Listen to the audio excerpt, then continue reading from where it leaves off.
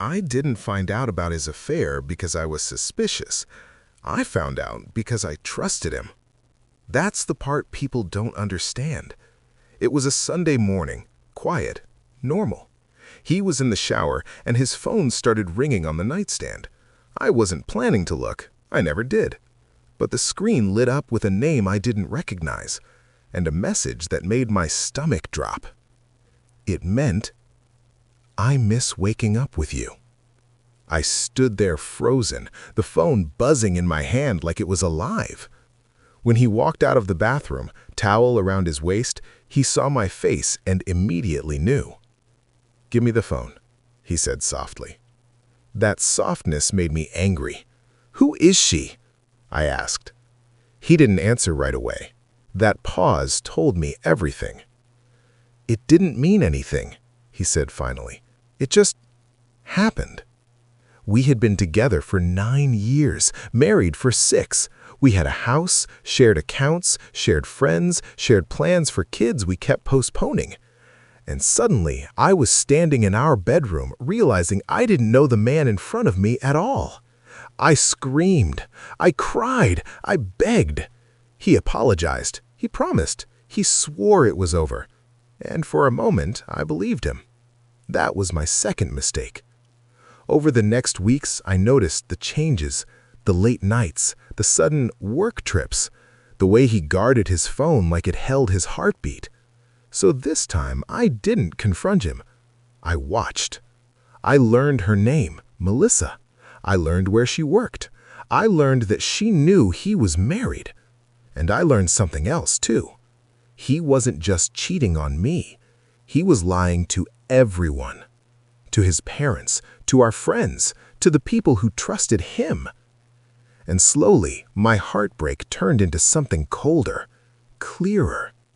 I realized that if I confronted him again, he'd just lie better. So instead, I decided to let him feel safe. I stopped asking questions. I smiled more. I acted like the understanding wife. He relaxed. That was exactly what I wanted. I started collecting proof, messages, photos, dates, receipts. I saved everything. Then I made a list. Who deserved to know, and when? The opportunity came sooner than I expected. We were hosting a joint birthday dinner, his and mine. Friends, family, coworkers, everyone under one roof, laughter, wine, music. He stood beside me, arm around my waist, playing the perfect husband. And I thought, you have no idea. After dessert, I tapped my glass. "I want to say something," I said. The room quieted.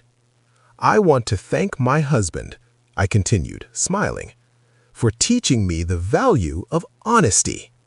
He stiffened. I pulled out my phone and connected it to the TV. The first message appeared on the screen. Then another, then another. Gasps filled the room. His mother whispered his name. His father stood up slowly. Melissa, sitting across the table, went pale. I turned to her. "He told you he was leaving me, didn't he?" I asked calmly. She nodded, trembling. I looked back at him. "He told me you were nothing.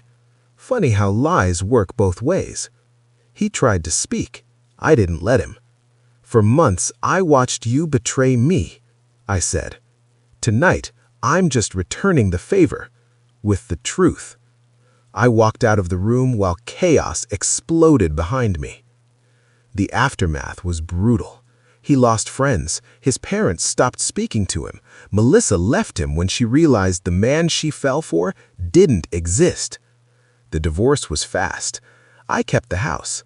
I kept my dignity. He kept his mistakes. People asked if I felt guilty. I didn't. Because revenge wasn't about hurting him. It was about refusing to be silent. Months later, I ran into him at a grocery store. He looked smaller, older. "I never thought you'd do that to me," he said quietly. I smiled. "I never thought you'd cheat on me." And I walked away. Here's what I learned. Betrayal doesn't always deserve forgiveness. Sometimes it deserves consequences. And the most brutal revenge isn't screaming or violence. It's exposure. Because when someone shows you who they really are, you don't protect their lie. You let the truth destroy it.